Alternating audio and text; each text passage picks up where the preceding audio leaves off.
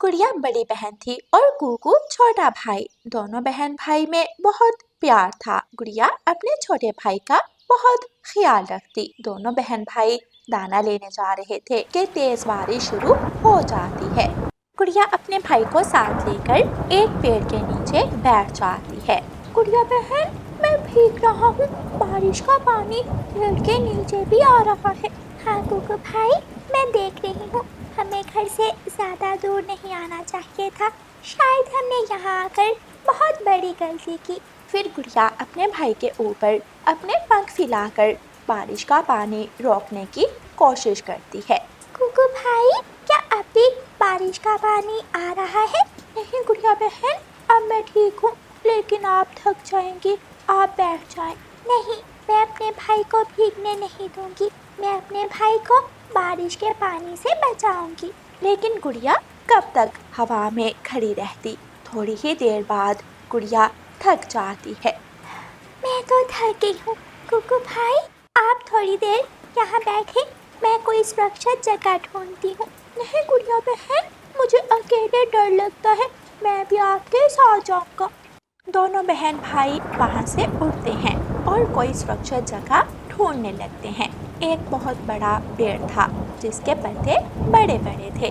गुड़िया अपने भाई को लेकर उस पेड़ की डाल पर बैठ जाती है।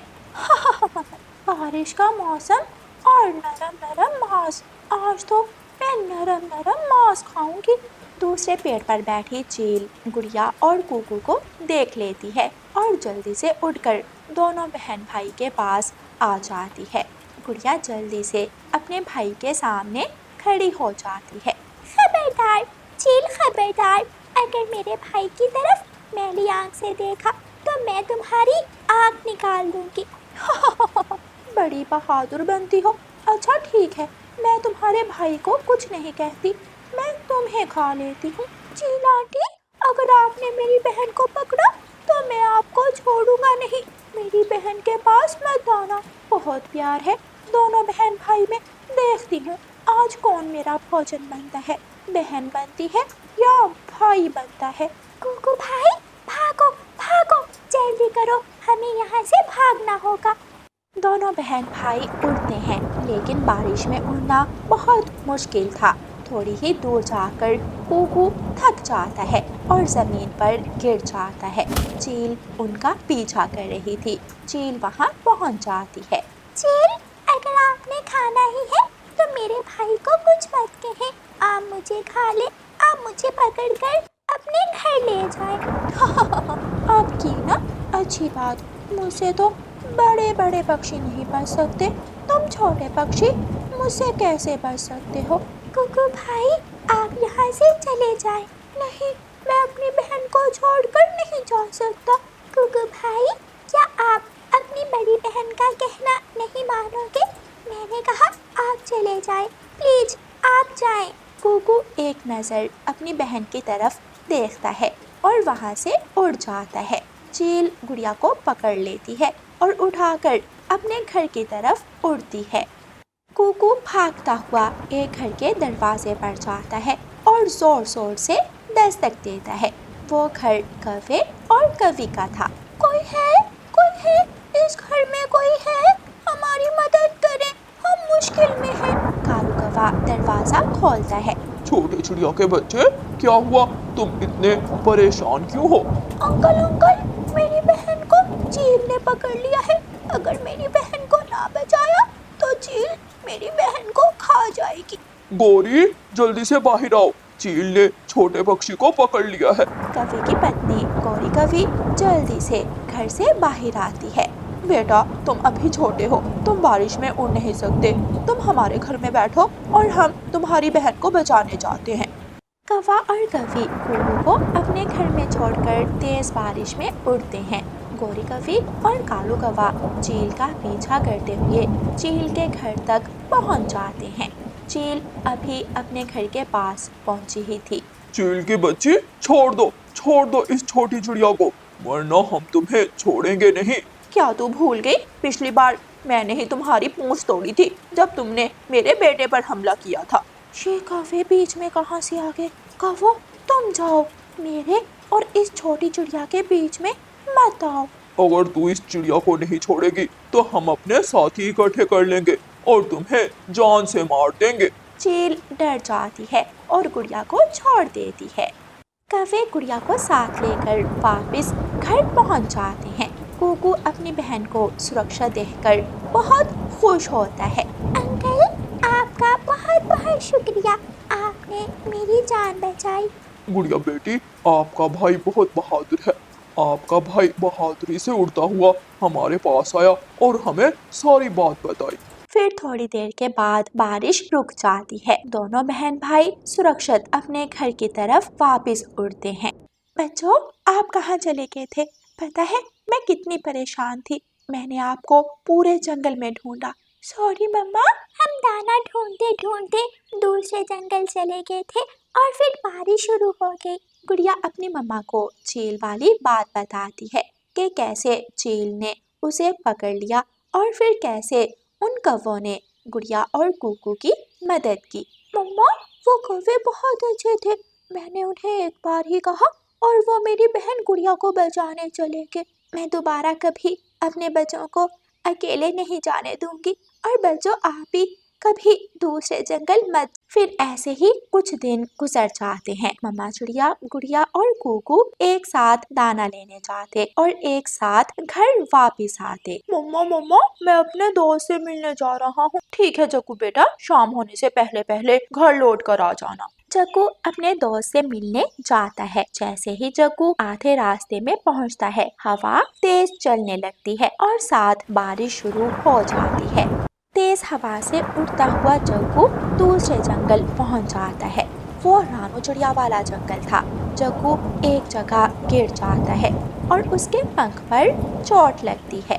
बचाओ बचाओ, मेरी मदद करो, मैं मुश्किल में हूँ, कोई मेरी मदद करे। रानू चिड़िया घर जा रही थी कि वो जग्गू कौवे को देख लेती है। अरे, ये तो छोटा कौवा घायल हो गया है। मैं इसे अपने साथ अपने घर ले जाती हूँ, इसे मदद की ज़रूरत है। मम्मा चिड़िया जग्गू कौवे को उठाती है और अपने साथ अपने घर ले जाती है। कुकू देखते ही जग्गू कौवे को पहचान लेता है। मम्मा, ये तो उसी कौवे अंकल का बेटा है जिन्होंने हमारी मदद की थी। कुकू, आपका नाम कुकू है ना? मैं अपने दोस्त से मिलने जा रहा था कि रास्ते में तेज बारिश शुरू हो गई और मैं हवा से उड़ता हुआ यहाँ आ गया। बेटा, आप इसे अपना ही घर समझें, चिंता ना करें। जैसे ही बारिश रुकेगी मैं आपको आपके घर पहुँचा दूंगी। गौरी कौवे और कालू कौवा अपने घर में बहुत परेशान बैठे थे। गौरी, ये सब तुम्हारी वजह से हुआ है। तुम्हें जग्गू को जाने ही नहीं देना चाहिए था। कालू जी, मुझे क्या मालूम था कि बारिश शुरू हो जाएगी। जब जग्गू घर से निकला तो मौसम साफ था। शाम के बाद जाकर बारिश थम जाती है। रानू चिड़िया जग्गू कौवे को साथ लेती है और उसके घर की तरफ उड़ती है। रास्ते में रानू चिड़िया एक मिठाई की दुकान पर जाती है और वहाँ से मिठाई का एक डिब्बा लेती है। थोड़ी ही देर बाद रानू चिड़िया जग्गू को साथ लेकर कालू कौवे और गौरी कौवे के घर पहुँच जाती है। कालू कौवा और गौरी कौवे अपने बेटे को सुरक्षा देखकर बहुत खुश होते हैं। तुम्हारा बहुत बहुत शुक्रिया, तुमने हमारे बेटे की जान बचाई। गौरी बहन, आपका भी शुक्रिया।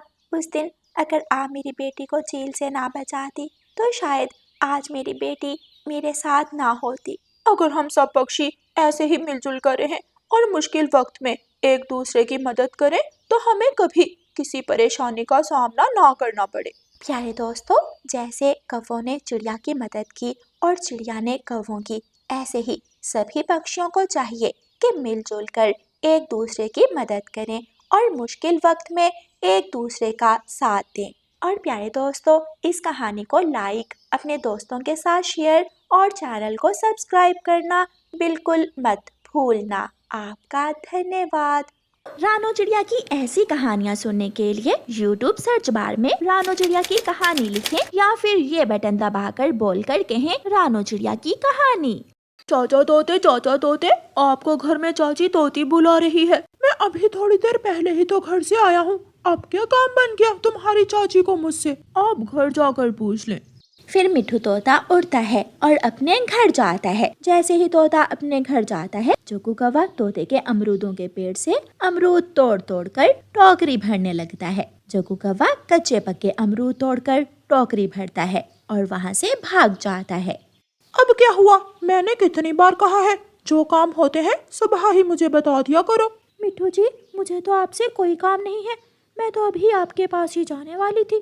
तो क्या तुमने मुझे नहीं बुलाया? नहीं। वो छोटा शरारती कौवा जरूर अमरूद चोरी कर रहा होगा। तोता जल्दी से अपने बाग की तरफ भागता है। मम्मा, मैंने तोते अंकल को उल्लू बना दिया और उसके अमरूद चुरा लिए। मेरा जग्गू कुछ भी कर सकता है, सबको पागल बना लेता है मेरा जग्गू बेटा। गौरी कौवी अपने बेटे के चोरी के लाए हुए अमरूद खाने लगती है। जग्गू कौवा झूठ बोलने में माहिर था।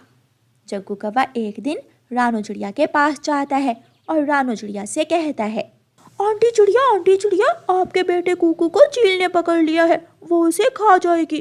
जग्गू, कहाँ? मेरा बेटा कहाँ है? कहाँ पर पकड़ लिया है मेरे बेटे को चील ने? आंटी, वो पहाड़ों पर है। चील आंटी जग्गू को पकड़कर पहाड़ों की तरफ ले गई है। रानू चिड़िया घबराई हुई अपने घर से निकलती है और जग्गू कौवा मजे मजे से चिड़िया के घर में पड़ा खाना खाने लगता है। हर रोज एक नया झूठ बोलकर मैं ऐसे ही स्वादिष्ट खाने खाता रहूंगा। रानू चिड़िया बेचारी घबराई हुई पहाड़ों की तरफ जा रही थी कि तेजी में उड़ते हुए कांटेदार पेड़ से टकरा जाती है। वो गिर जाती है और उसके पंख घायल हो जाते हैं। थोड़ी दूर बैठा हुआ कुकू अपनी मम्मा को गिरा हुआ देखकर वहाँ आता है। मम्मा, क्या हुआ? आप इतनी जल्दी में क्यों थी? बेटा, आप ठीक हैं क्या? हाँ मम्मा, मैं तो ठीक हूँ। मुझे क्या हुआ है? मुझे जग्गू कौवे ने बताया कि आपको चील उठा कर ले गई है। मम्मा, वो झूठा है, वो हमेशा झूठ बोलता है। चले, हम घर चलते हैं।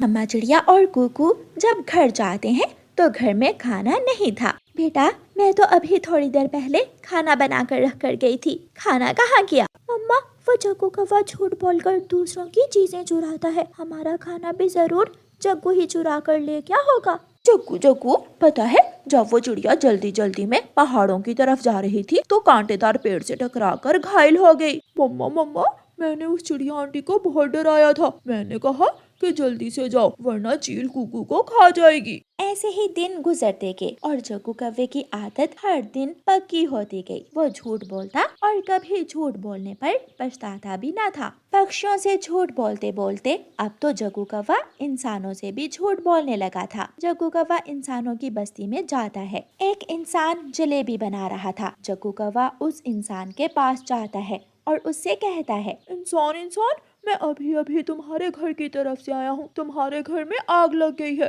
आग? मेरे घर में आग लग गई, बचाओ, कोई मेरे बच्चों को बचाओ।